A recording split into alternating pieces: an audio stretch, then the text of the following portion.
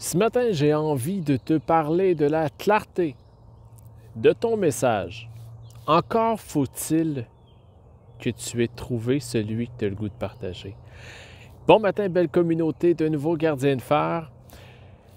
Ce matin, la température elle est presque parfaite. Il y a une légère brume qui s'estompe peu à peu.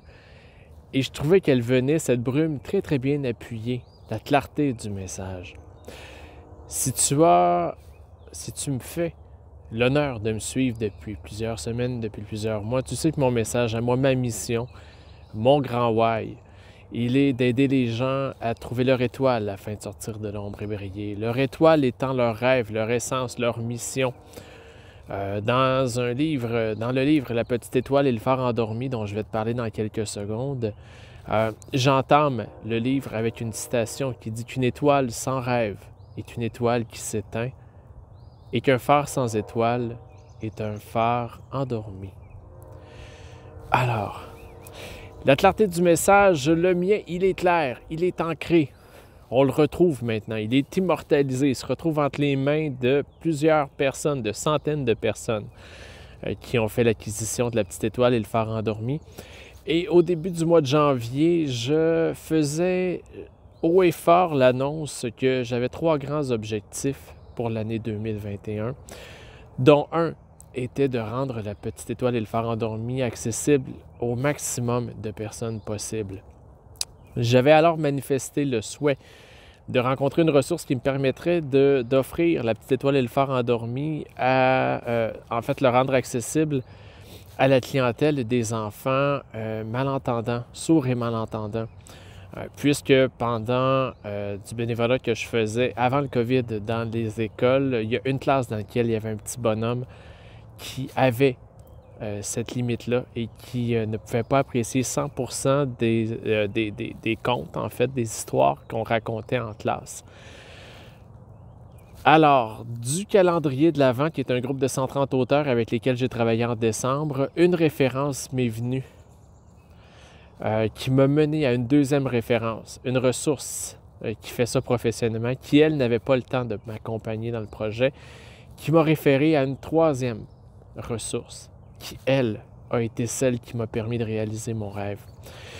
Alors, Karine, directrice générale du réseau RESO, réseau, en fait, qui est un organisme franco-ontarien qui a pour mission de rendre accessible la littérature, la lecture aux enfants sourds et malentendants, a accepté, en fait, m'a fait une proposition tout simplement incroyable qui était celle de réaliser la version signée en LSQ, en langage des signes, La petite étoile et le phare endormi.